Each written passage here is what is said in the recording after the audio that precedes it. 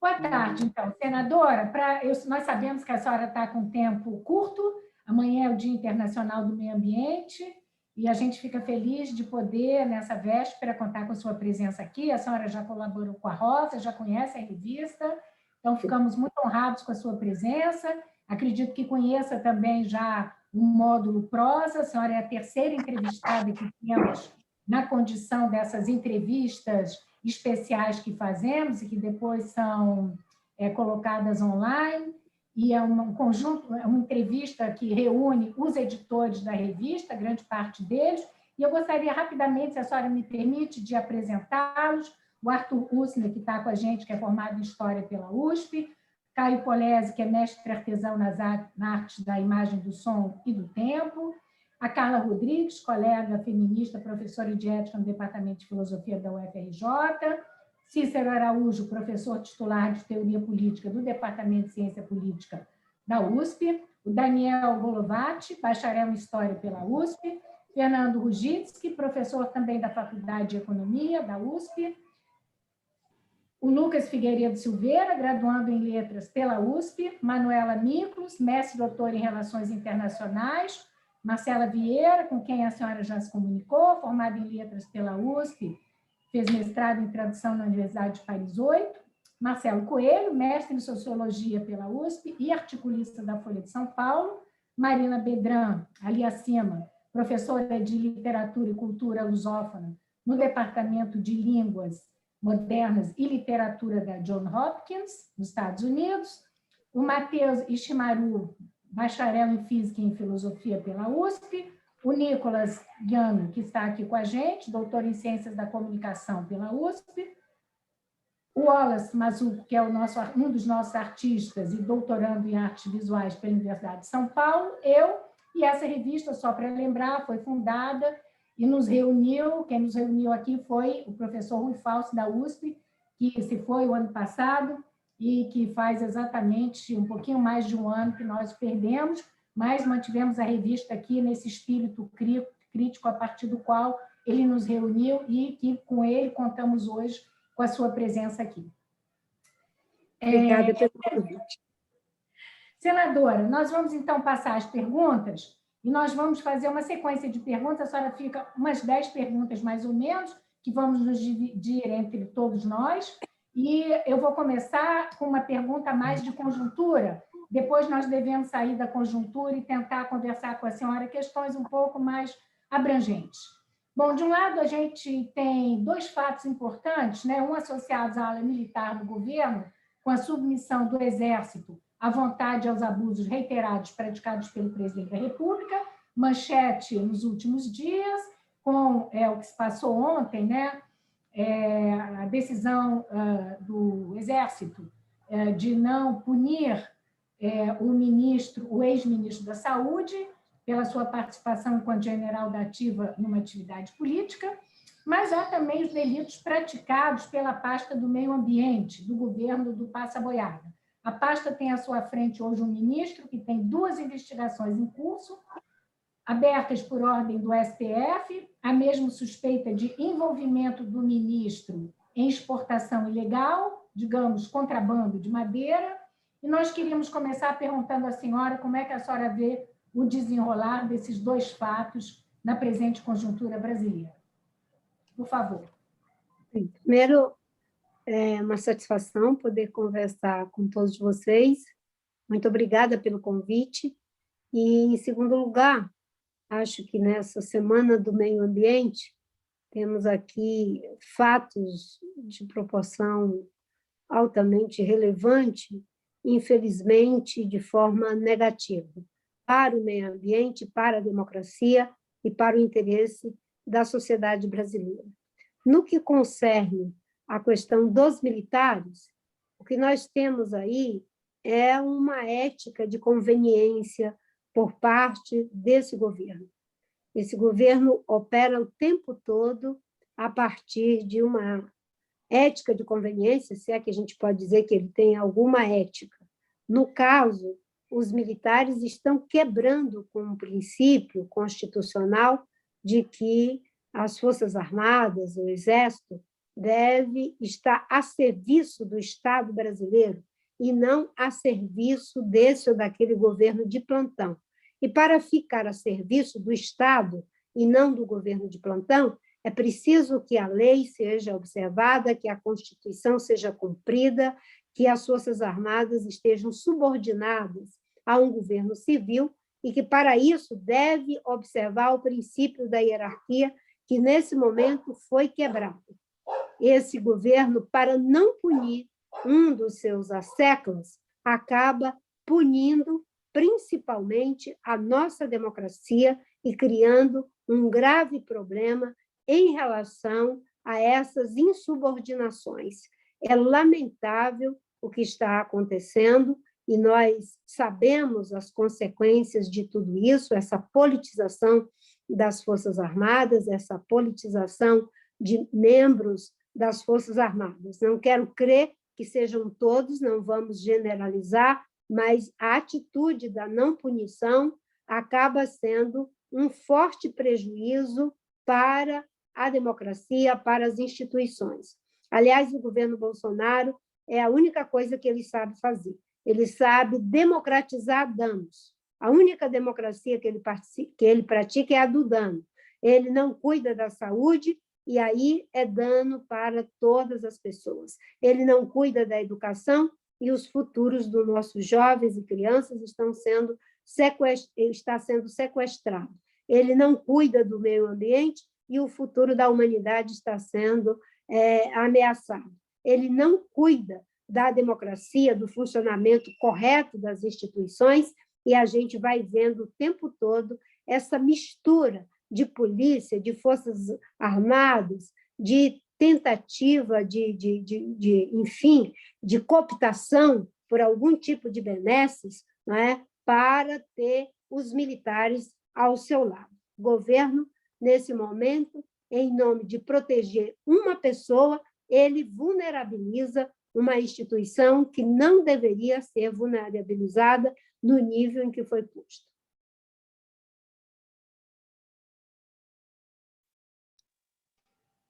Lena, acho que está desligada. Tá muda, Lena. Desculpe, perdão. A questão justamente das denúncias por, enfim, exportação ilegal de madeira, né, contrabando no Ministério do Meio Ambiente. O que a senhora diria rapidamente para a gente poder passar para as outras perguntas, senadora? Sim, o que acontece na área ambiental é deplorável. Na verdade, o que nós temos, Lena, é mais do que o desmonte da legislação ambiental, mais do que o desmonte das instituições públicas, como o ICMBio, como o IBAMA, o Serviço Florestal Brasileiro, a FUNAI, que ainda não seja do Ministério, mas é fundamental também nessa equação da preservação e uso sustentável dos recursos, o desmonte da nossa legislação, que tenta passar o rolo compressor o tempo todo no Congresso Nacional, o INPE, que é o órgão de monitoramento. Nós temos uma situação em que o governo faz mais do que o desmonte. O que ele faz é uma estratégia de negar qualquer ganho que alcançamos com o artigo 225 da Constituição de 88 e os desdobramentos desse artigo, que diz que todo brasileiro tem direito a um ambiente saudável. O governo tenta voltar para uma economia da época da ditadura militar, mas também do início do século, sem nenhum tipo de senão em relação ao uso predatório, seja do Cerrado, seja da Amazônia, de qualquer bioma brasileiro, e o ministro está envolvido nessas denúncias, não é? É algo igualmente terrível, porque o Brasil hoje já está um país considerado um páreo ambiental, todo mundo repete essa palavra, mas, na verdade, o Brasil está trancado pelo lado de fora. Não é? O Brasil hoje não tem nenhuma credibilidade nos fóruns internacionais, não foi por acaso que o presidente Biden saiu, não ficou na hora do discurso do presidente Bolsonaro, porque seria uma péssima companhia para ele estar dando ali suporte à presença do Bolsonaro, porque ninguém quer se associar a ele, ninguém quer se associar a ele. Por quê? Não é? Ato contínuo, e com certeza o governo Biden já estava informado, nós temos uma ação do governo americano dizendo que foram feitas exportações de carregamento de madeira para os Estados Unidos, que essa madeira foi de forma ilegal, porque não contava com a autorização do IBAMA, e isso dá origem a todas essas investigações. E agora, não é? Nós que vimos o ministro se postando ao lado dos contraventores em prejuízo do IBAMA e da própria Polícia Federal, ficamos sabendo que, além do executor desses crimes, ele, que estão sendo investigados agora pela Polícia Federal, ele acaba de dizer que existiam também os mandantes. Agora, é fundamental que o Supremo verifique não apenas os que executaram, como é o caso do ministro, e aqueles que foram afastados pela operação da Polícia Federal e pela Justiça, não é? Mas também aqueles que mandaram que ele tivesse relações escusa com esses criminosos. No caso aí, ele diz que foi o ministro Ramos. É deplorável, o Brasil não não merece, aliás, o que está acontecendo. Nós não somos o país do problema, nós somos o país da solução. Nós temos desmatamento alto, não é porque não sabemos como reduzir desmatamento, nós já conseguimos reduzir desmatamento em 83% durante quase uma década. Nós fomos de 2003, que coincide inclusive com a minha gestão, a 2008, o país responsável por mais de 80% das áreas protegidas no mundo, e em 2 anos, de 2019 a 2020, esse governo, com esse tipo de atitude, foi responsável por 1/3 das florestas virgens que foram destruídas no mundo. Durante a gestão do Salles e do Bolsonaro, não se criou uma unidade de conservação, não se criou uma terra indígena, e tudo que se tem é a tentativa de mudar a legislação para garimpo ilegal, exploração de madeira, regularização de áreas abertas por grilagem e acabar com o licenciamento ambiental e a lei que favorece a demarcação de terras indígenas. Então, é uma situação deplorável. O Brasil é um pária, por isso que não finaliza Mercosul, por isso que não entra na OCDE, por isso que investidores estão desistindo do Brasil e muitas empresas estão cancelando contratos, porque ninguém quer importar desmatamento, queimadas, emissão de CO2 e violência. Obrigada, senadora. Eu vou passar agora para o Arthur, que tem uma pergunta a lhe fazer. Senadora, boa tarde. Queria fazer uma pergunta, então, que volta um pouco, né, para episódios que acho que foram importantes de um passado recente ainda, né? O primeiro deles é sobre a campanha de 2014, a presidência, que a senhora foi duramente atacada pelo PT, né? E não foi apenas criticada, né? Não foi uma crítica dura, foi um ataque mesmo. Acho que quem já estava nas redes naquela época viu que se tratou de algo baixo, desleal, e que passou muito do ponto de uma mera crítica, né? Envolvia inclusive elementos preconceituosos, misóginos, né? E depois teve um outro episódio que, algum tempo mais tarde, né, 2 anos mais tarde, a senhora acabou acenando positivamente pelo impeachment da presidente Dilma, né? Inclusive, na época, apareceu que houve um atrito com a direção do partido, né, em relação a esse posicionamento favorável ao impeachment.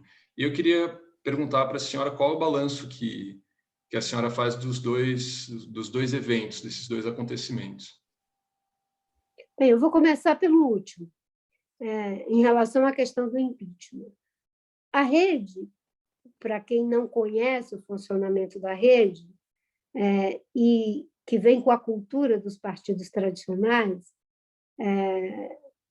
pode até fazer algum tipo de comparação, mas é bem diferente a nossa dinâmica. Primeiro, nós não temos a prática de decidir as coisas por voto, a não ser em casos muito excepcionais. Nós trabalhamos muito com o consenso progressivo. No caso do impeachment, mesmo tendo prevalecido por 60% da direção nacional a posição favorável ao impeachment naquele contexto, não é? 40% teve uma posição contrária, e a própria rede decidiu liberar a bancada. Tanto é que 50% votou favorável ao impeachment e 50% votou contra. E isso não foi só nesse episódio, são várias situações em que nós trabalhamos com esse convencimento, a menos quando são questões que nós consideramos como se fossem nossas cláusulas pétreas. Por exemplo, alguém querer votar a favor do projeto de grilagem de terra. Aí isso realmente é contra uma cláusula muito importante da rede, e nesse caso não pode. Alguém querer votar favorável à pena de morte. Nunca isso seria liberado. Nesse caso, o foi. E a minha posição, só, digamos, para que a gente possa revisitar, tanto antes, quanto durante, quanto depois do impeachment, era pela cassação da chapa Dilma Temer. E eu sempre repeti, não é? A questão do impeachment tem a base de legalidade, mas não terá a efetividade, porque, para mim, a origem do problema está um pouco naquilo que você disse. Você se referiu à parte, à forma violenta como foi feita a campanha, mas havia um crime que foi comprovado na justiça, o crime do Caixa 2. E eu dizia, não foi só a presidente Dilma que praticou o crime de Caixa 2, o Temer também praticou. Mas, nesse aspecto, se juntou o PMDB e o próprio PT para preservar, né, o mandato, no caso, dos dois de não serem cassados. A Dilma foi impeachmentada pelo Congresso Nacional, mas o Temer permaneceu. E, no meu entendimento, isso não resolvia o problema. Naquela oportunidade, o crime de responsabilidade estava configurado. E, óbvio, que tanto no caso da Dilma, quanto no caso do Collor, e tantas outras situações que nós já tivemos, você tem a materialidade para dar legalidade ao impeachment, mas o impeachment ele envolve vários elementos. A admissibilidade pela casa envolve a mobilização social. O Bolsonaro já era para ter sido cassado há muito tempo, se não fosse o Rodrigo Maia não ter colocado o impeachment para ser apreciado, e se não fosse a sociedade brasileira ainda manter um número significativo de pessoas que o apoiam. Então, é sempre uma combinação de vários fatores. Agora, a minha posição sempre foi da defesa da cassação da chapa para que tivéssemos uma nova eleição onde o fator Caixa 2, abuso do poder econômico, da violência como prática política para ganhar uma eleição, pudesse aí sim ser reparado democraticamente pelas urnas. O que eu dizia era não Dilma e nem Temer, principalmente por esses fatores a que me referi anteriormente. Quanto à questão da campanha de 2014, de fato, foi uma campanha fora do padrão. Às vezes, eu até fico rememorando, né? Eu olho para 2010. 2010 tinha a minha campanha, a campanha do Serra, a campanha da Luciana Genro, a campanha da presidente Dilma, e nós fizemos uma campanha tratando com firmeza os temas, fazendo críticas, mas não se fez uma campanha em que são extrapolados todos os valores de uma disputa democrática, ainda mais quando se tratava de duas mulheres que democraticamente, pelas regras estabelecidas, poderiam divergir, cada uma colocar sua posição, e, obviamente, que quem ia tomar a decisão era o povo brasileiro. Aliás, foi assim que eu me comportei o tempo todo. Né? Na campanha de 2010, esse debate ele aconteceu. E eu me lembro que, quando eram os debates, eu sempre ia lá no camarim que a Dilma estava, que o Serra estava, que os outros candidatos estavam, a gente se cumprimentava. Né? Eu achava que a campanha de 2014 seria algo semelhante. Quando a revista Veja fez aquela capa dizendo a fúria, e um monte de interlocutores começaram a dizer, olha, eles não vão só te derrotar, a estratégia é fazer um processo de desconstrução, de aniquilamento da sua imagem, de tudo que você é. eu ainda disse para as pessoas, eu não acredito. Eu acho que as pessoas estão dizendo isso para nos amedrontar. Isso é aquela guerra de nervo. Imagina se o pessoal vai fazer uma coisa dessa comigo. As pessoas me conhecem, né? E, para minha surpresa, foi muito mais do que eles ameaçaram, falando com pessoas da minha própria campanha que iam fazer esse tipo de coisa. Porque o que aconteceu ali foi que foi insetado esse ódio que hoje a gente vê. Esse ódio insetado na política foi insetado na campanha da presidente Dilma pelo João Santana, de forma que é até impossível a gente ter uma compreensão, porque não era só o que era dito no programa de televisão, era o que era feito no mano a mano, no pessoal. Não é? Eu tinha informação de pessoas que eram pagas, não é? Para ficar fazendo esse tipo de discurso dentro dos ônibus. Tinham pessoas que entravam na minha campanha para dizer: olha, Marina, estou te apoiando. Ato contínuo, ficava 2, 3, 4 dias e depois inventava uma história. Ah, eu estava te apoiando, mas agora eu descobri que você vai acabar com Minha Casa Minha Vida, então não te apoio mais. Ah, eu agora descobri que você é homofóbica, não te apoio mais. Ah, eu agora descobri que você vai acabar com o Círio de Nazaré, não te apoio mais. Era uma profusão de mentiras, né? E de uma coisa de ódio, que passava também por essas coisas que você falou, né? Ah, a Marina não pode governar porque ela é uma pessoa fraca, ela é uma pessoa doente. A Marina não pode governar porque ela vai ser impeachmentada, porque ela não tem maioria no Congresso. Enfim, eram tantas coisas que eu só acreditei depois que eu vi. E logo eu, que tive como princípio, desde 2010, e está em todos os meus programas, não usar com absolutamente ninguém de elementos de desconstrução de biografia. Você vai falar a verdade, você vai fazer as críticas certas.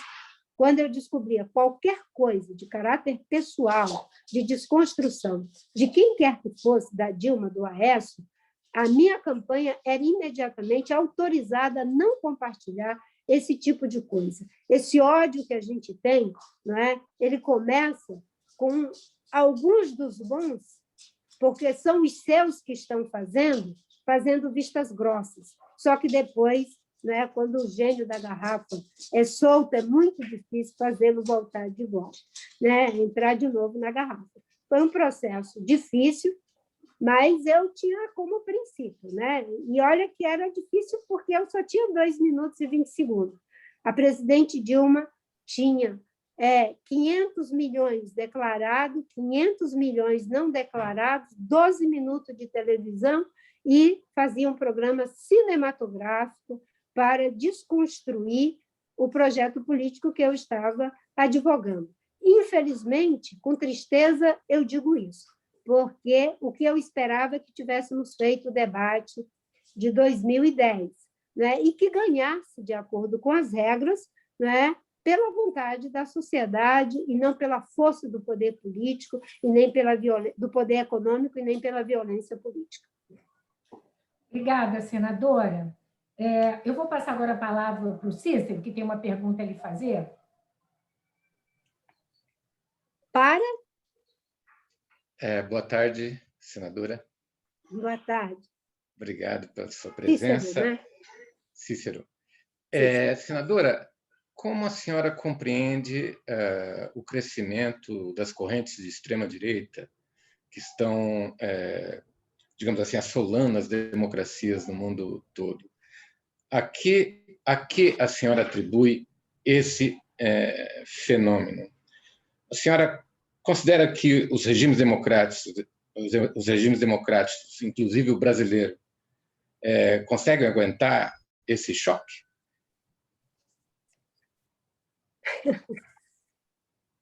Eu acho que a senhora falou em... Desculpa, vou só emendar. A senhora falou em gênio da garrafa que saiu. Tem os gênios da garrafa da oposição que saíram, a senhora contou, e agora tem esse novo gênio que saiu da garrafa. O que a senhora acha que deve ser feito, as forças oposicionistas devem fazer para colocar esse gênio de volta para a garrafa? Bem, em relação à democracia, todo esse processo de corrosão por dentro, né? todos vocês aí, que são da academia, estudam e reestudam tudo isso que está acontecendo, de que não é mais pelos golpes violentos de interrupção, de interdição do processo democrático, é um processo de corrosão da democracia por dentro, usando a democracia para depois corroer, né? Eu acho que a gente tem, na verdade, uma crise, sobretudo no caso do Ocidente, das instituições que se constituem no operador da política, e acaba sendo uma crise da própria política. E isso é um impensável, porque se tudo acaba sendo uma solução ou um problema político, como é que a gente resolve o problema da crise da própria política? E eu acho que o que está em jogo é que nós temos um sistema em que acaba criando uma impotência para o fazer político. E, ao criar essa impotência, está levando ao surgimento dessas forças que se insurgem, não é só contra a democracia, contra a própria civilização. É algo muito mais profundo. Se a gente vai resistir a tudo isso, enfim, nós estamos aí lutando com as pulsões, né? E elas podem ser usadas em todas as circunstâncias. Eu acho que há uma forte pulsão de morte que está em atividade. E esses estertores do sistema, eles se lançam com toda a força, querendo repetir, né, a história, aquele lugar de segurança em que eles se sentiam seguros. Essa situação ela está em disputa, mas ela não pode ser disputada por algo que eu vou usar um termo que não tem nada a ver com a academia, mas tomem isso como uma metáfora nortista, algo meia-boca, né? A crítica tem que ser de natureza mais profunda. Eu diria que a gente vive uma crise da própria civilização, não é mais apenas, enfim, algo pontual. Nós estamos vivendo uma crise econômica, uma crise social, uma crise ambiental, uma crise política e de valores. Essas múltiplas crises constituem uma única crise, que é uma crise da própria civilização. E, dentro disso, tem uma série de coisas, inclusive a política. Eu acho que o Bauman dá uma grande contribuição para a gente entender isso, quando ele diz que, né, a política está impotente porque o sistema que nós temos, ele faz de tudo para não ser mudado. Nós conquistamos o direito, a liberdade de dizermos o que quisermos, de até pensarmos que podemos fazer o que quisermos. E aí ele diz, menos de mudar o sistema. E se a política é a arte de juntar pessoas, diz ele, para fazer mais do mesmo, para que serve a política? Nós poderemos fazer qualquer coisa acessória, menos mudar o sistema. Essa crise tem a ver com isso. Obviamente que, nessa lógica que eu estou falando aí, meio freudiana, da pulsão de vida e de pulsão de morte, o próprio organismo político está reagindo. A vitória do Biden é uma reação, não é, para não deixar que a forma estagnada, empobrecedora do Trump prevaleça, porque aí realmente é o fim, não é? Eu espero que em 2022, se o Bolsonaro não for cassado, a sociedade brasileira possa reagir a tudo isso. E a gente conseguiu, na França, reagir, a Le Pen não ganhou. A gente vai conseguindo em alguns lugares. Eu acho que o que está acontecendo agora na Alemanha, com a possibilidade do Partido Verde ganhar, a gente já tinha uma primeira-ministra que tem uma visão, enfim, alinhada com os princípios da civilização, mas a gente pode dar um passo à frente. E por que eu digo que não é algo meia-boca? É porque é preciso entender o que está em jogo hoje. O mundo com mais de 7 bilhões de pessoas, com um sistema de comunicação em que todos podem se comunicar em tempo real, se tiver os meios, e a exclusão digital está aí para dizer que nem todos têm os meios, não é? As pessoas demandam mais participação e não querem mais ser espectadoras da política. Está surgindo um novo sujeito político que os partidos, que as instituições que nós temos não dão conta. O operador político não dá conta do que está acontecendo no mundo e nós ainda não sabemos como é que essa participação, que não é mais o ativismo dirigido pelo partido, pelo sindicato, pela ONG, pelo padre, pelo pastor, pelo líder carismático, vai ter um lugar de ter projeto coletivo e, ao mesmo tempo, ampliar de forma abissal esses processos de participação, para que a gente não caia numa fragmentação. Esse novo sujeito político coloca em xeque o tempo todo o operador político que nós temos. E esse operador político, ele, em muitos aspectos, é apenas de fantasia. Uma reunião do G8, os governos se unem, mas quem decide a quadratura sobre o que eles vão falar, o que eles vão dizer, já foi dada pelas grandes corporações.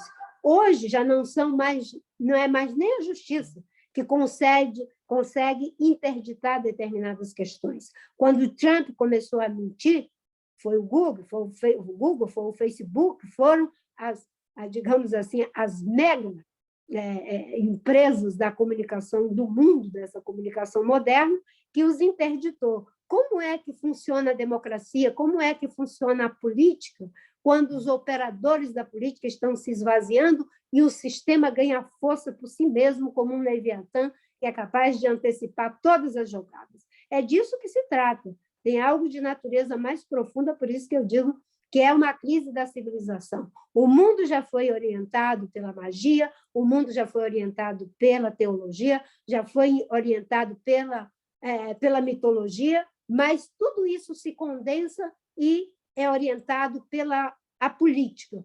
É a política que age. Se a política está ela mesma em crise, como é que a gente sai da crise da própria política?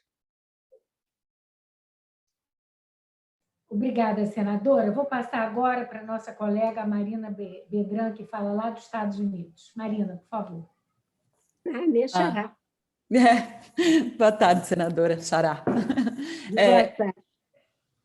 Então, assim, pegando um pouco desse gancho que a senhora estava falando sobre a questão das crises, né, das crises civilizatórias, a gente queria focar um pouquinho, assim, a próxima pergunta tem a ver com a crise ambiental e as soluções.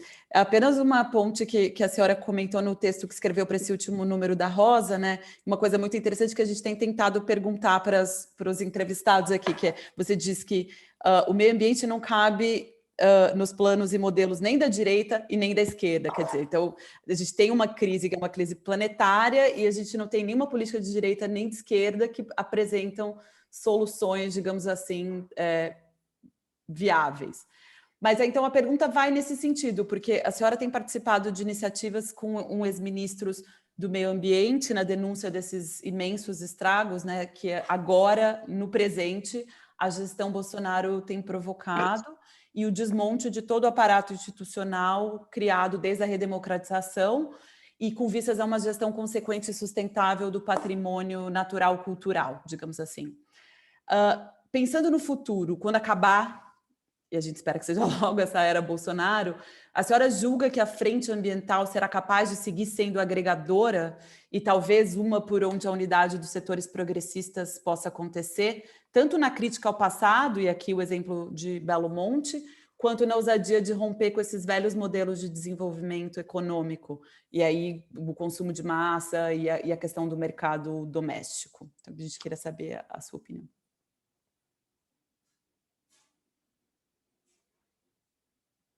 A senhora está muda, acho. Eu acho que nenhum dos polos está, digamos, alinhado com esse debate. Até porque uma boa parte dele foi feito durante muito tempo, era um apoio por solidariedade, às vezes um apoio por instrumentalização, porque é isso que pode fazer ganhar algum espaço.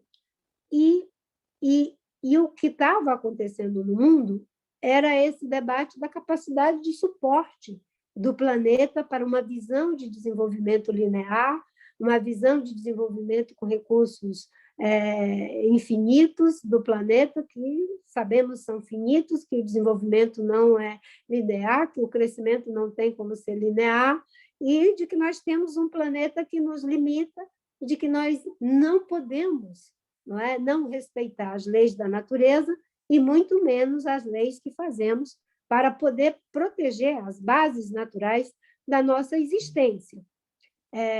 Se a gente olhar no mundo, mas particularmente na América Latina, fosse direita, fosse esquerda, fosse centro, capitalista, socialista, liberal, o que for, todos eram desenvolvimentistas. Você tinha ali os desenvolvimentistas progressistas, você tinha os desenvolvimentistas conservadores, mas todos igualmente desenvolvimentistas. Alguns partidos, como é o caso que eu fiz parte durante muitos anos, décadas, do Partido dos Trabalhadores, era solidário com as causas. Não é? O Chico Mendes, por exemplo, era uma pessoa que não era compreendida.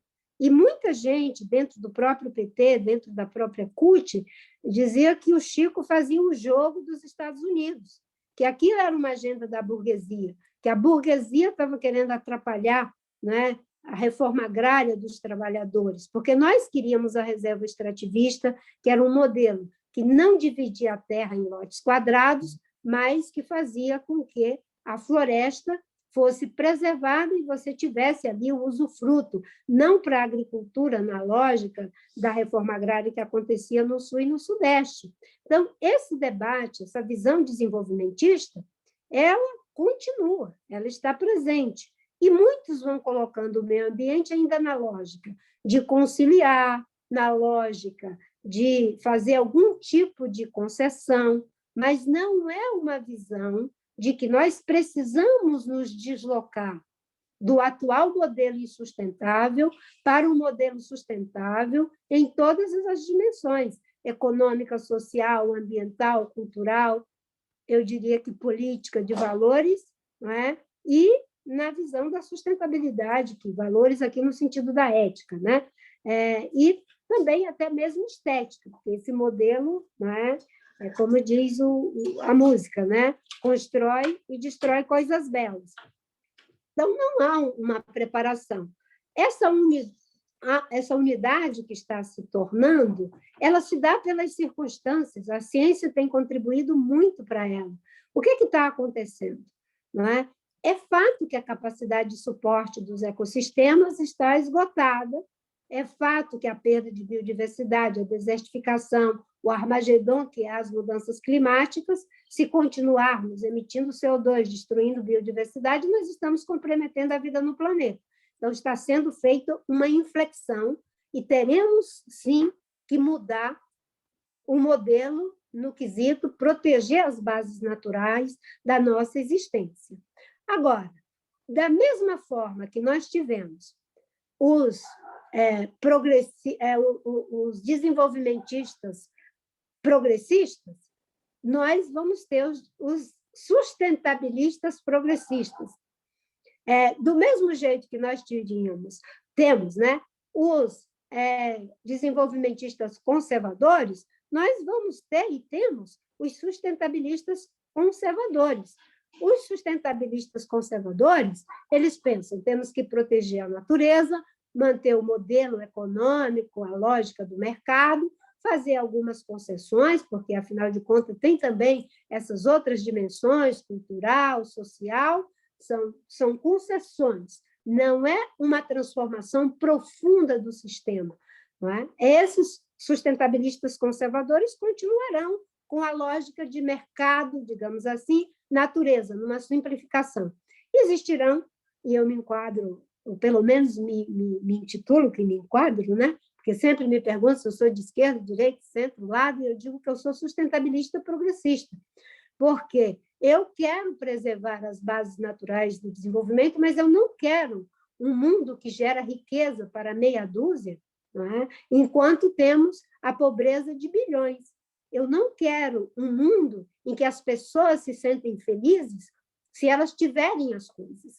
Eu quero um mundo em que a gente se desloque do ideal do ter para o ideal do ser, que a gente se desloque dos limites extensivos onde nós estamos disputando coisas, recursos, minério, estamos disputando petróleo, estamos disputando um carro, disputando não sei o quê, para os limites intensivos, onde nós estamos, não é, desenvolvendo habilidades. Há limites para ter, mas não há limites para ser.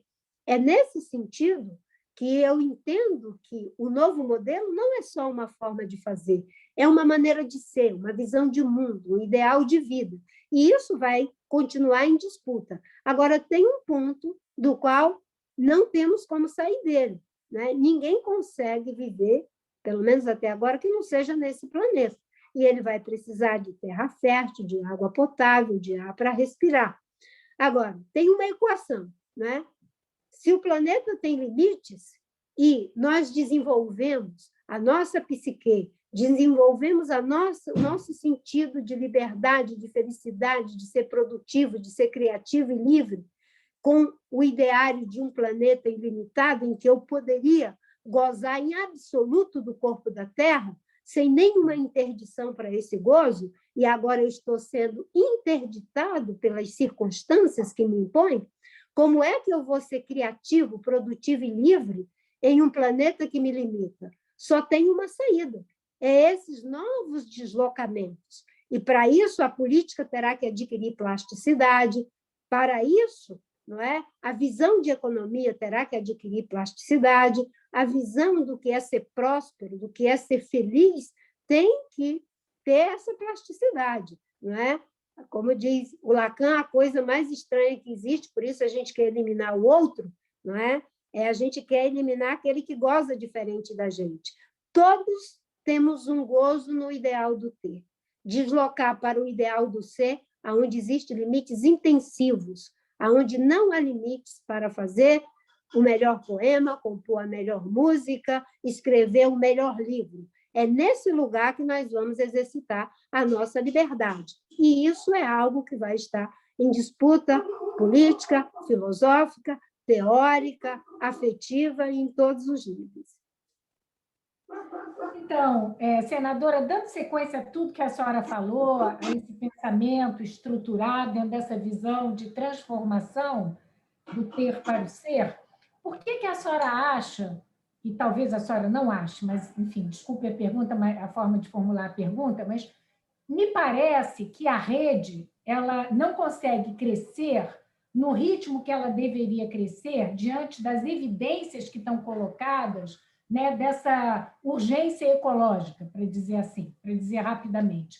A senhora acha que a rede hoje é um partido que consegue transmitir tudo isso que a senhora está nos dizendo? Porque nós estamos diante, de novo, do velho modelo, né? Nesse momento, é necessária uma recuperação econômica, e o que vai trazer desenvolvimento?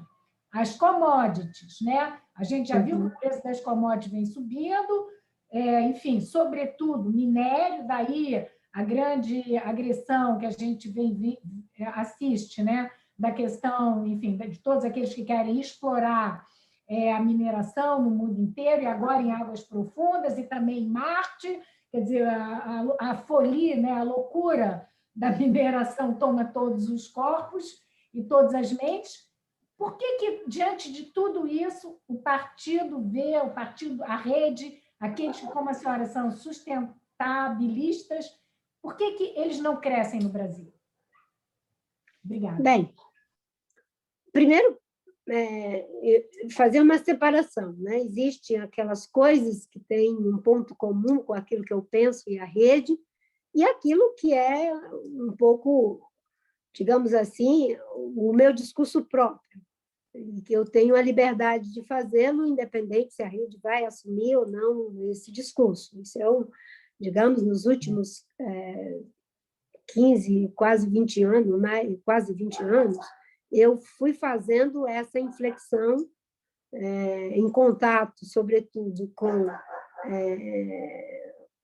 as coisas que eu fui aprendendo, enfim, na prática com o Edgar Morin, as coisas que eu fui aprendendo também na prática com a psicanálise, de poder ter esses insights. Aqui não tem uma formulação acadêmica, A Rede é uma tentativa de fazer essas inflexões, é um partido pequeno, é um partido que sequer conseguiu a cláusula de barreira e que está diante do dilema. Ele continua, digamos, aprofundando aquilo que é o seu símbolo, que é a fita de Möbius, não é? De que não existe um fora e um dentro, mas que está tudo conectado, ou ele volta para o modelo, não é?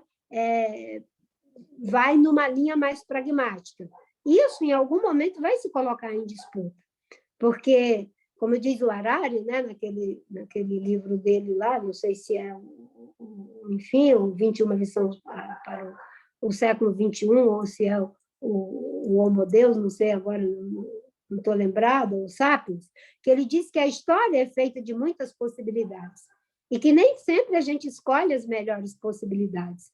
Existem muitas possibilidades que são muito boas, né? Eu vou pegar uma aqui, que eu escrevi também um artigo sobre a eleição do Yacu Pérez lá no Equador. Para mim, ele era a melhor possibilidade, certo? Mas nem sempre a gente escolhe as melhores possibilidades. E o Bolsonaro é um retrato falado em 3 dimensões, porque nem sempre a gente escolhe as melhores possibilidades. A Rede vai estar, né, se colocando agora numa eleição em que terá que atravessar a cláusula de barreira, e tem resistido, a gente não se fundiu, a gente tem insistido, a maioria das pessoas são jovens, é um partido com uma outra linguagem, uma outra forma de estruturar, não tem presidente, tem porta-voz, é sempre um homem e uma mulher, um mais jovem, outro mais experiente, enfim, é consenso progressivo, outras linguagens que a gente tem. Né? Isso vai prosperar? Eu espero que prospere, porque é disso que a gente está precisando, desses novos experimentos políticos. Quando eu vejo esse debate, né, colocado, porque os partidos têm que ser fortes. Olha, a sociedade está cada vez mais horizontalizada, a sociedade está cada vez mais diluindo o poder, cada vez mais esse sujeito político é diferente daqueles, vou dizer, da nossa época, não é? Em que a gente precisava do líder carismático à frente. As manifestações de 2013 mostraram isso, as manifestações do Chile, do Canadá, do Egito. Mas isso não deu nada, da Espanha. A gente aqui pensa, esse recalcado, ele retorna, ele fica retornando, porque nós temos algo, uma estrutura que já não dá conta. Imagine o que é o desafio de não, digamos assim, de atualizar no processo, na visão, nas estruturas, não é? Algo que signifique dialogar com o mundo inteiro ao mesmo tempo agora. Nós estamos sendo atravessados por um conjunto de coisas que a gente não sabe nem o que vai dar tudo isso. Não é mais só a gente decidindo, é a máquina decidindo, são os números decidindo.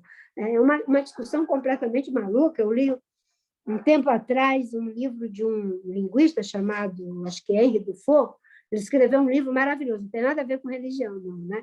Mas chama-se Os Mistérios da Trindade. E o Dufault diz que a gente está caminhando, né? A gente está sendo aprisionado pelo binário, que essa estrutura trinitária que nos trouxe até aqui está sendo aprisionada pela binariedade, e que essa binariedade é uma desconstrução de tudo que conhecemos. Imagina, não é, que a Revolução Francesa condensou igualdade, liberdade e fraternidade, criou instituições, substituiu as monarquias pelas democracias, que nos trouxe a 7 bilhões de pessoas com governos produzindo energia, alimento, moradia para tudo isso. E a ferramenta que surgiu era o papel impresso e os ideais, não é, do iluminismo, tudo aquilo que estava posto. Nós, hoje, temos uma ferramenta que exponencializa, todo mundo quer ser emissor. Isso é um processo também de rompimento do laço social. Uma sociedade que só tem emissor, não tem recebedor, uma sociedade que não tem identificações. Todo mundo quer ser artista, todo mundo quer ser jornalista, todo mundo é acadêmico. Por isso que eu começo dizendo, eu não tenho nada com academia. Eu sou uma pessoa que tem uma experiência vivencial, porque fui alfabetizada aos 16 anos, aprendi que a gente aprende mesmo assim, alhures, né? Mas eu não advogo que ninguém aprenda assim, mas também não advogo que as pessoas tenham essa relação de decretar que a ciência não existe, Vocês fazem ciência, né? Decanta aí o que eu estou dizendo e diz, bem, isso aqui presta, isso aqui não presta, isso aqui tem a ver, isso aqui é devaneio. Mas hoje todo mundo é cientista, todo mundo é jornalista, todo mundo é político, todo mundo é tudo. Isso tem uma desagregação social de tamanho tal em que a gente vai acabar rompendo o próprio laço social. A gente vive uma sociedade que quer passar de fase, não é? As pessoas querem passar de fase, não é? O princípio do prazer está aflorado a 1000%, não é? O princípio de realidade, ninguém quer saber, é uma visão de mágica. Então, a rede é o desafio de tudo isso e muito mais, como uma pequena parte, porque não existe mais a totalização. Qualquer partido, qualquer ideário político que queira ter uma resposta globalizante para a sociedade está na contramão daquilo que é a natureza humana. Somos singulares. Vamos ter agrupamentos A, B, X e vamos ter que aprender a conversar. Obrigada, senadora. Eu acho que talvez, Cícero, a gente pensou a sugestão da Carla, que você podia entrar com a sua pergunta agora, que trata das eleições. O que você acha? Pode ser. Senadora, pegando um pouquinho o gancho da resposta da senhora agora, uma vez que para a gente chegar no longo prazo a gente tem que enfrentar o curto prazo, como a senhora vê o quadro atual da política brasileira e as perspectivas para as eleições do ano que vem?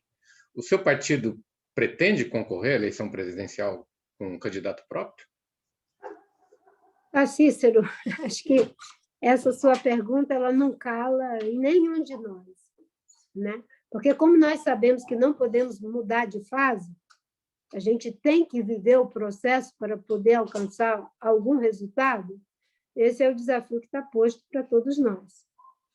E o que nós temos feito na rede é participar de um debate com outros partidos, no caso, o PSB, o PV, o Cidadania, o PDT, para que a gente construa uma alternativa àquilo que nós temos trabalhado, e eu venho trabalhando desde 2010, como a polarização. No sentido de que essa alternativa não pode partir do debate, no meu entendimento, ainda que existam nomes, e eu respeito as estratégias de quem quer colocar o nome, mas em cima de projeto. Porque o Brasil é um partido que está sem horizonte. Qual é o horizonte? O horizonte não é ter a pessoa X ou a pessoa A. O horizonte tem que ser o projeto. Um dos nossos grandes problemas, e aí eu entendo o projeto como um programa, não é um destino para o Brasil. Destino só quem pode dar é Deus, né? Os homens têm que pensar em respostas que nunca serão totalizantes, né? Como um programa que a gente tem que debater para reconectar os diferentes segmentos da sociedade com alguma perspectiva de país. Nós vivemos um empobrecimento da política, né? Daquilo que eu falei, né? De que a política está castrada, está impotente. Por quê? Porque, no caso brasileiro, é pior ainda. Nós temos uma ancestralidade polarizada. A nossa polarização foi com a colônia, foi com o Império e República, foi com a agricultura e indústria, depois democracia e ditadura, estou dando pulos históricos aqui, a Arena MDB, PT, PSDB, e a gente agora vai polarizar Lula e Bolsonaro. É isso que está acontecendo. Não deve ser essa estratégia. Qual é o projeto? Qual é o programa? É isso que tem que ser. A rede participa desse esforço, não é? E participando desse esforço, se a gente tem um programa conectado com a sociedade, que enfrenta o problema das desigualdades, o problema da saúde pública, o grave problema da disrupção tecnológica, que agrava ainda muito mais as desigualdades sociais, isso já está acontecendo no mundo, não vamos ter os empregos, estamos formando gente para coisa que nem mais existe. Não é só aqui, é no mundo, mas aqui e nos países mais pobres é pior ainda, né? A nova economia que precisa ser descortinada. Aqui no Brasil, nós falamos de uma bioeconomia. Essa é a nossa singularidade. Nós podemos fazer isso. Tudo isso tem a ver com o enfrentamento de temas como mudança climática, desigualdade, disrupção tecnológica, o enfrentamento da pandemia, da educação, que hoje a gente está numa situação de terra arrasada, já era difícil a educação, imagino que vai ficar, não é?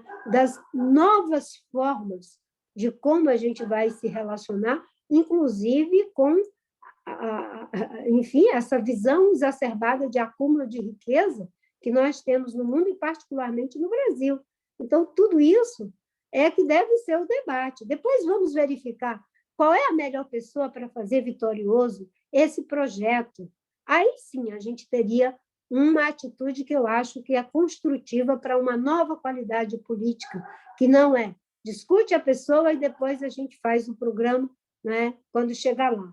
Por mais que as pessoas digam que tem programa, as pessoas olham para os indivíduos. E a qualidade que a gente tinha que ter, é claro que os indivíduos são importantes, mas esse deslocamento para o compromisso com propostas é fundamental, porque essa polarização já se empobreceu demais. Não é? E quando ela se empobrece, leva à estagnação, leva, inclusive, à violência, como aconteceu em 2014.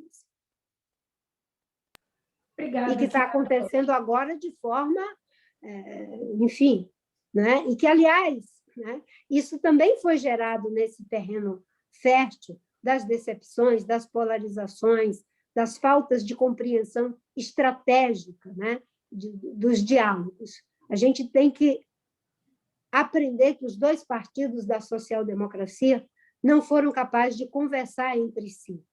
E cada um resolveu conversar, um com o ACM, outro com o Sarney, né? No caso o PT e o PSDB.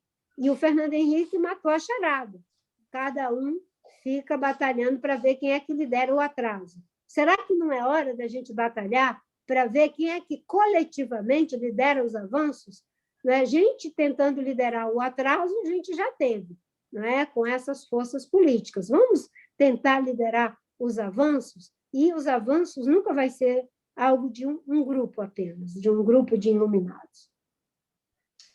Obrigada, senadora. Eu acho que a Carla Rodrigues tem uma questão a lhe fazer justamente na direção dessas estratégias que a senhora mencionou de caráter mais coletivo. Carla. Boa tarde, senadora. Muito obrigada pela sua presença. Eu queria, antes de mais nada, como uma estudiosa de psicanálise, dizer que eu gostei muito de todas as vezes que a senhora lançou mão da psicanálise para explicar ou para responder as questões aqui colocadas. A minha questão vai na direção de pensar as forças religiosas, né? Porque nós sabemos que há um crescimento da influência evangélica no Brasil, né? E esses evangélicos são muito temidos por setores progressistas, né? A gente tem exemplos aí como a indicação do Ricardo Lopes Dias para a coordenação da FUNAI, e eu acho que ainda mais nefasto o papel do pastor Silas Malafaia no gabinete paralelo do governo, né? E de um governo que tem também lançado mão de estratégias populistas, como esse batismo do Bolsonaro no Rio Jordão, né? Esse uso do nome Messias e tal, né? Sempre tentando produzir uma identificação com um eleitorado que é muito importante para definir as eleições. A senhora teria uma avaliação ou um balanço de como essas questões religiosas interferiram na política brasileira recentemente? Seria possível, sobretudo acho que nesse ponto acho mais importante pensar numa virada, quer dizer, seria possível engajar um eleitorado religioso evangélico em causas progressistas? A senhora acredita que os evangélicos serão o maior grupo eleitoral para 2022? E como conquistá-los, né, para causas para essa causa mais coletiva e mais progressista? Acho que um primeiro exercício a ser feito, Carla, né, é não homogeneizar os evangélicos. Existe uma heterogeneidade no mundo evangélico. Se você pegar as igrejas históricas do mundo evangélico, tem um pensamento, mesmo as igrejas batistas, e você não tem um comando central no mundo evangélico.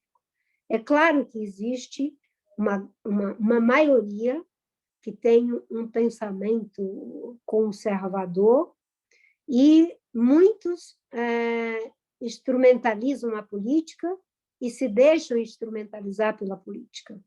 A gente tem que pensar também que esse conservadorismo existe numa parte significativa hoje do mundo católico mais carismático, não apenas dos evangélicos conservadores. Não fazendo essa homogeneização, a primeira coisa também é tratá-los como cidadãos, portadores de direitos, como qualquer pessoa, como católicos, espíritas, ateus, quem quer que seja, que podem eleger e ser eleito, votar e ser votado, dar as suas opiniões. Agora, existe um legado que eu acho que tem uma parte desses que fazem a instrumentalização da fé para a política e da política para a fé, que é o seguinte: eles foram se apartando do legado da reforma protestante. Reconectar esse segmento com esse legado é muito importante, porque esse legado ele ajudou a que a igreja se separasse do Estado, o Estado da igreja. Ajudou a que tivéssemos hospitais que não fossem confessionais. Ajudou a que tivéssemos universidades que não fossem também ligadas à igreja. Esse legado, não é? Ele é real, ele deu essa grande contribuição, e aqueles que se apartam dele estão na contramão dessa grande conquista que foi o Estado laico, e ficam querendo reeditar, não é, um Estado que seja quase um Estado teocrático, que vai fazer as coisas para os cristãos X ou Y. Não é? Essa ideia não tem nada a ver, não é, com o pensamento da reforma protestante, e também não tem nada a ver, pelo menos na minha percepção, vocês me conhecem, sabem que eu sou uma pessoa de fé, eu sempre fui, desde criancinha, uma pessoa de fé, antes fui católica, quase fui freira, agora fé cristã evangélica, depois de adulta, aos 36 anos de idade, mas sempre fui uma árdua defensora do Estado laico. E sempre tive a mesma postura e as mesmas posições. Mas, por incrível que pareça, em 2014, eu fui transformada numa pessoa fundamentalista, não é? Pelo simples fato de ser evangélica. Aquilo que nunca ninguém me taxou, quando eu pertencia a um determinado campo político, quando eu era católica, eu agia exatamente como eu ajo agora. Como cristã evangélica, a mesma coisa. Aliás, eu e a Benedita da Silva, não é? A gente é de partidos diferentes, mas a gente, inclusive, tem um diálogo como pessoas que se respeitam, assim como eu tenho com muita gente do PT. Mas eu fui transformada numa pessoa que ia acabar com o Ciro de Nazaré, que ia fazer uma lei para que o Brasil não tivesse mais a padroeira como Nossa Senhora Aparecida, uma pessoa que ia obrigar as pessoas a uma série de coisas do mundo religioso que não tem base nem na Constituição e nem na própria fé que eu professo, porque basta estudar um pouquinho, não é, da própria fé que você professa, no caso dos cristãos, que isso não tem nenhum cabimento. Quando Jesus fala a César o que é de César e a Deus o que é de Deus, ele está ali fazendo digamos assim, um corte entre essa mistura de Estado e de religião. E eu sempre defendi o Estado laico, é claro que com muita transparência sempre coloquei os meus pontos de vista. Nunca fui de fazer um discurso, não é? No meio dos religiosos, um discurso. Aí, no meio dos progressistas, outro discurso. Eu vi um dia desse uma manchete, não sei até que ponto isso é verdade, de que o Edir Macedo, para preservar seus interesses na África, já está considerando apoiar o presidente Lula, que já apoiou no passado, não é? Que já apoiou no passado. Então, se a gente continuar, primeiro, homogeneizando, usando de 2 pesos e 2 medidas, Quando os conservadores vêm me apoiar, então eles já estão purificados, sacralizados. Quando eles vão apoiar outra candidatura, eles serão exorcizados. Não, o Estado laico é o Estado laico. Se você vai para uma candidatura de esquerda, Estado laico, porque é isso que favorece quem não crê, quem crê diferente, certo? Se você vai para o lado conservador, Estado laico, porque é a mesma coisa. Essa confusão, essa instrumentalização é que leva a esses problemas. E ter abertura para o diálogo, né? O exercício da alteridade, né? Muita gente, às vezes, eu estou pegando aqui o meu exemplo para poder não ficar falando aqui em nome de ninguém, mas muitas vezes eu vou para determinados debates e as pessoas dizem para mim, achando que está arrasando, olha, eu acho a senhora uma pessoa muito inteligente, eu não entendo como é que a senhora é da Assembleia de Deus, certo? É uma visão, no meu entendimento, igualmente preconceituosa, porque eu nunca diria para ninguém, não é? Eu acho você uma pessoa inteligente, eu só não entendo por que você não é judeu, não é cristão, não é espírita, não é não sei o quê. Não, a inteligência não tem nada a ver com isso, certo? Esses atravessamentos, não é? Eles têm lá suas outras subjetividades, né? Que fez com que o pastor Pifter fosse um grande amigo do Freud, mesmo divergindo radicalmente, e mantiveram uma correspondência por 29 anos, que eu tive a alegria de ler todas as cartas que eles destinaram um ao outro. Se fosse por isso, o pai da psicanálise nunca iria conversar com um pastor, porque um escreveu, né, o futuro de uma ilusão, o outro escreveu a ilusão de um futuro, mas continuaram conversando, né? Então, acho que isso é importante, né? E, obviamente, que tem um peso, sim, tem uma instrumentalização, essa instrumentalização junta fundamentalismo político com religioso, não é? Porque existem os fundamentalismos políticos também, que não são necessariamente religiosos. É quando você perde toda e qualquer capacidade crítica daqueles que estão com você. E eu vou dizer uma coisa, não é? Essa questão, as pessoas dizem, não, existe uma mobilização de rua do bem, essa pode se fazer, mas a gente sabe que o coronavírus é igualmente contagioso. Aí a gente cria uma justificativa nobre para um lado, não é? E existe uma mobilização do mal. Pode ser até duplamente do mal, porque é contra a democracia e ainda espalha o vírus. Mas ambas espalham os vírus. A gente não pode ter dois pesos e duas medidas, não é? Se eu sou a favor da justiça, eu quero que a justiça aconteça, mesmo para o Bolsonaro, que a gente tenha instituições democráticas que o interdite com todos os mecanismos de que dispomos na democracia. Eu não vou relativizar valores em função de determinados alinhamentos políticos. Perfeito, senadora. Muito obrigada. Nós temos 10 Muito obrigada. Nós temos 12 minutos para respeitar o seu tempo. A gente sabe que a senhora está com uma agenda muito ocupada e justamente temos mais duas questões. Senadora, a primeira vai ser da Marcela, um pouco nessa ordem aí dos valores, e a última vai ser do Nico. Eu passo primeiro para a Marcela e, quando a senhora concluir, a gente passa para o Nico, para a última, Nicola, para a última questão que vai ser dada. Eu estou feliz porque nós vamos conseguir ouvi-la até o fim, concluir todo esse período aqui com a senhora, e eu acho que, respeitando o tempo que a senhora nos concedeu, a gente já agradece muito. Marcela. Boa tarde, senadora, e muito obrigada por ter aceitado o convite nosso de participar da prosa. Só retomando um pouquinho a sua questão anterior, tem um texto muito bom que a gente publicou em setembro do ano passado, do Vitor Queiroz de Medeiros, tocando nesse mesmo ponto da questão evangélica, de não homogeneizar todos os evangélicos de um mesmo lado, e eu posso enviar depois para a senhora. Muito obrigada. Bom, no tocante ao movimento feminista, capaz de mobilizar, orientar e instituir pautas no interior da sociedade, temos a questão do aborto como um impasse em muitos países. O assunto, mesmo quando já legalizado formalmente, está sempre à espreita, afirmando-se como um tabu e sendo questionado por alas mais conservadoras da sociedade, representado na maioria das vezes pelo segmento católico, como acontece na França. Na Argentina, nosso exemplo sul-americano, a questão do aborto parece unir esquerda e direita, deixando de ser uma bandeira progressista da esquerda e pressionando o Estado a rever seu posicionamento. A senhora poderia comentar como vê o comportamento da sociedade brasileira, onde o debate ainda parece ser tão incipiente, sobretudo neste atual? Quais seriam as vias para se propor o debate no Brasil, cuja tendência atualmente é de extrema polarização?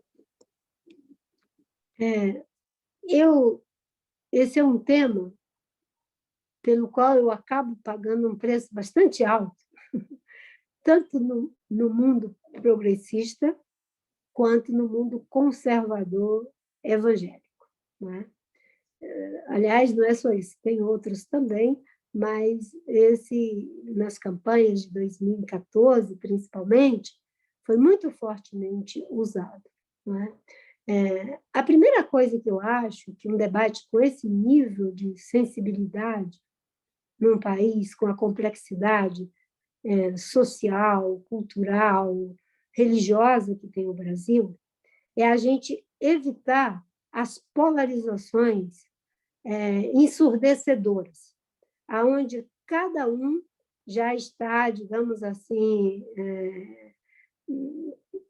plasmado de forma definitiva com a sua própria ideia, né?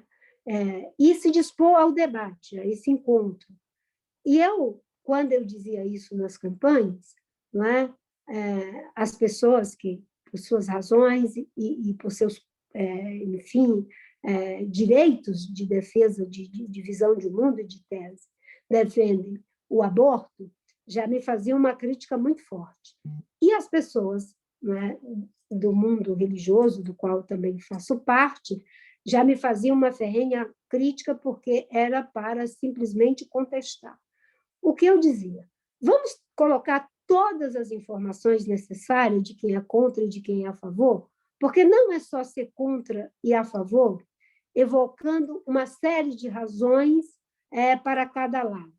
Os atravessamentos de natureza filosófica, de natureza política, de natureza religiosa, de natureza científica, de natureza até mesmo do ponto daquilo que é individualidade, o livre-arbítrio da pessoa, estão postos num debate como esse. E como eu acabei nesse debate defendendo a questão do plebiscito, os que são favoráveis diziam, se defende o plebiscito é porque é contra. E os que são contra diziam, se defende o plebiscito é porque é a favor. Então, acabou que virou uma situação bastante difícil de manejar, e eu continuo advogando que é preciso que a gente faça o debate com a sociedade, né, entendendo que existe um problema real em relação a milhares e milhares de mulheres que vivem situações muito difíceis em relação à questão do aborto. A criminalização do aborto não é a alternativa. Eu sei que as pessoas que defendem o aborto também não defendem isso como um modelo contraceptivo, é uma outra questão que está em jogo, mas colocando no terreno não só da religião, mas também da filosofia, existem pessoas que defendem que a vida, não só a vida de um feto, mas toda e qualquer forma de vida, é algo que não pode, enfim, de maneira alguma ser, enfim, tolhido, interditado, não é? Esse debate vai estar presente, vai estar atravessando tudo isso. O problema é quando isso parte para algo que é da desqualificação, da rotulação, de não ter nenhum exercício de alteridade em relação a esse debate, inclusive a alteridade com aquelas pessoas que vivem em situação de vulnerabilidade e que muitas vezes recorrem a métodos que lhe tiram a própria vida, não é? Quer por falta de informação, quer por falta de suporte no serviço público, né? As formas já existentes, que estão regulamentadas por lei, que é de conhecimento, né? Essas já estão consignadas, eu sempre dizia que devem ser respeitadas na forma como está estabelecida. A ampliação do que está estabelecido, um amplo debate, uma decisão por mecanismos de plebiscito.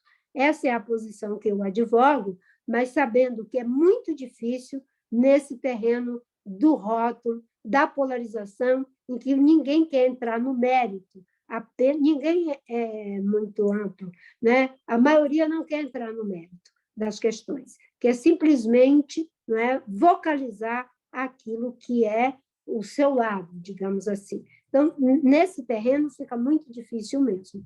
Mas eu vou continuar advogando a possibilidade do debate, até para que, não é, esses outros, que às vezes até podem ser radicalmente diferentes, possam se interpelar, mesmo que seja para que cada um possa caminhar na sua respectiva direção.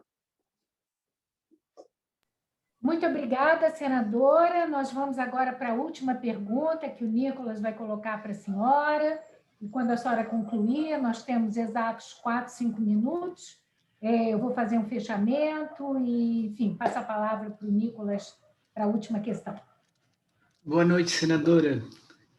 Antes de fazer esse fechamento aqui, agradecer mais uma vez a generosidade pela atenção e as respostas tão generosas, né, que você tem dado aqui nos questionamentos.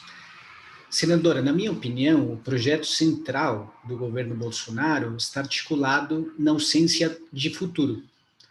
E as políticas públicas que promovem o extermínio dos povos e territórios indígenas, da diversidade dos biomas brasileiros e da população geral, com a negação do Covid-19, são demonstrações concretas dessa necropolítica que configura a realidade do imaginário atual. Na opinião da senhora, por que é mais fácil imaginar o fim do mundo do que outros mundos possíveis? Obrigado. Porque o fim do mundo é atenção zero. Atenção zero. As pessoas que buscam eliminar todo o conflito, na verdade, o que elas querem é atenção zero, porque é impossível a eliminação do conflito. Por isso que, para alguns, não é? Ainda que eles não, às vezes, nem tenham consciência disso, mas caminham na direção mesmo da morte, do nada. Não é? Porque é impossível você eliminar as diferenças, eliminar as tensões, eliminar toda essa, digamos, essa energia criativa que existe em função de um projeto que é a mesma coisa para todo mundo, nunca vai ser. E obviamente, que eu acho que o Bolsonaro, o Trump e outras figuras autocráticas iguais a ele, eles são uma espécie de estertores desse sistema. Esse sistema ele está em crise, em estagnação. E essa estagnação, ela digamos assim, ela tem um furo. Por esse furo, por esse buraco, por essa fresta, saem as tentativas mais desesperadas, mais toscas de manter aquilo que já está ruindo. E, quando eu digo está ruindo, é ruindo por dentro, é até ruindo ontologicamente, porque se é uma crise civilizatória, não é? Nós não somos nós mais que conscientemente que estamos produzindo uma crise, não é algo que a gente pode reparar assim ou ali. Vamos ver o que vai ficar de tudo isso. Porque, diferentemente das crises civilizatórias que o mundo já viveu, essa engloba geográfica e demograficamente o planeta e a humanidade inteira, em todas as suas dimensões.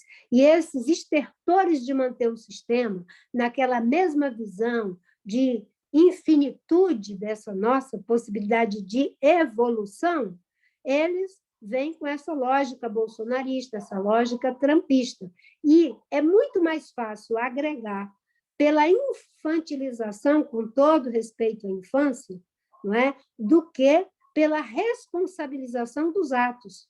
As pessoas querem alguém que diga o que fazer, como fazer, alguém que prometa que vai fazer por ela, brigar por ela, interpretar por ela, falar por ela, ser por ela, né? E isso é o fim. Agora, um mundo em que você se sente responsável pela vida e pela morte de seus cidadãos como sujeito político, é muito mais difícil de agregar. Eu me lembro que, em 2014, foi feita uma pesquisa interna pela minha campanha, e um grupo de pessoas chegou para mim e falou: Marina, se você disser que a classe C vai continuar crescendo, vai continuar comprando, vai continuar um monte de coisas, você ganha essa eleição. Mas eu tinha como economista o André Lara Rezende e o Eduardo Janetti.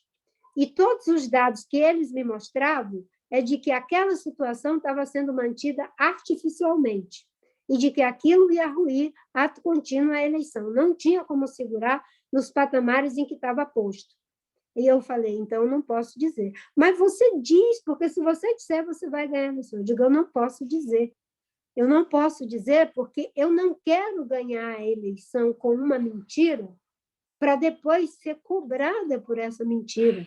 Eu vou ganhar dizendo a verdade. Até porque uma classe social não se caracteriza por aquilo que ela é capaz de comprar no mercado, se caracteriza por um padrão de conhecimento, por uma forma de vida. Você pode até ter a crise da Covid, perde o teu carro, perde até o teu aluguel, mas o conhecimento, a forma que você tem da classe a qual você pertence, isso, de certa forma, vai permanecer em você, mesmo que você tenha empobrecido. E tanto é que, quando veio a crise econômica, quem é que fala mais da classe C? Alguém para de falar da classe média, se porventura a gente entrar num colapso econômico que todos nós, que somos de classe média, baixa, média, alta, sei lá o quê, vai deixar de ser aquilo que você era, como você sentia, como você pensava, não é? Então, essa coisa de construir um discurso, uma narrativa, não é? Que junta as pessoas pelo medo, que junta as pessoas pela insegurança, prometendo segurança, é muito mais difícil do que uma narrativa que diz: eu quero que a gente fique junto com a liberdade que nos cobra responsabilidade pelas decisões que estamos tomando. Senadora, muito obrigada pelas suas palavras finais. Em nome da revista, de todos os editores aqui presentes e os que não estão aqui, nós queríamos muito agradecer a entrevista que a senhora nos deu, também pelos leitores, que em breve vão poder assistir a essa entrevista. E eu não sei se a senhora ainda está aí, porque sumiu a imagem. Desculpa, entrou aqui uma... Isso. Tá ótimo. Enfim, nós queremos agradecer muito, foi um prazer tê-la aqui, dizer que a Rosa, como uma tribuna aberta, está sempre acessível, e desejar muito sucesso à senhora na sua trajetória política e nos seus engajamentos, que todos eles lhe tragam muita alegria e que a gente possa, num futuro muito próximo, ter um Brasil não só mais democrático, mas verdadeiramente mais próspero e mais justo do ponto de vista social e ambiental. Muito obrigada pela sua presença. Queria lhe deixar trazer suas palavras finais, por favor. Eu que agradeço pelo convite, a todas as perguntas que foram feitas. É uma semana de meio ambiente muito difícil, dolorosa para mim. É desmatamento fora de controle, queimada, logo nós vamos ter fora de controle. Ministro do Meio Ambiente envolvido com graves casos de corrupção, e agora ele que dizia que, enfim, que era o operador, nós descobrimos agora que tem não só o executor, mas tem os mandantes dos crimes, não é? Uma política de rolo compressor dentro do Congresso Nacional contra licenciamento, demarcação de terra indígena. Então, é um momento muito difícil de pandemia, e fazer esse tipo de debate é algo que nos ajuda, não é? E, obviamente, que o fato de fazermos ele com essa liberdade de poder falar muito além da conjuntura, né, talvez não responda às ansiedades das pessoas que, com justa razão, querem, né, que a gente possa debater o agora. Mas eu é que fico honrada com um grupo de pessoas tão qualificadas aqui, podendo ouvir as perguntas de vocês, né? Como diz o Ricardo Goldenberg, diz: existem muitas respostas em busca de uma pergunta. Quando as perguntas são bem formuladas, elas facilitam muito as respostas. E se elas não são dadas corretamente, é porque talvez você não soube se conectar com a pergunta. Bem, a gente conclui com essa resposta e esse fecho generoso da sua parte. Então, de novo, eu queria que a senhora soubesse que a Revista Rosa está aberta para outros encontros, acolher tribunas suas e, de novo, muito sucesso na sua luta, que também a luta pelo meio ambiente é uma luta de todos nós aqui. Muito obrigada. Obrigada, senadora. Obrigado, senadora. Obrigada. Obrigado. Tchau, tchau. Tchau, boa noite, obrigada. Boa noite. Obrigada. Tchau, tchau.